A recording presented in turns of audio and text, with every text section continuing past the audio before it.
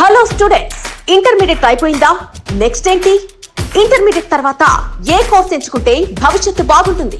Engineering లో join అవ్వాలనుకుంటున్నారా? అయితే college మరియు బ్రాంచ్ ఎంపికలో ఎలాంటి జాగ్రత్తలు తీసుకోవాలి?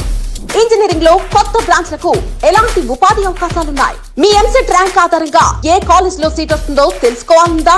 ఎంసెట్ వెబ్ కౌన్సిలింగ్ ప్రక్రియ గురించి తెలుసుకోవాలనుందా?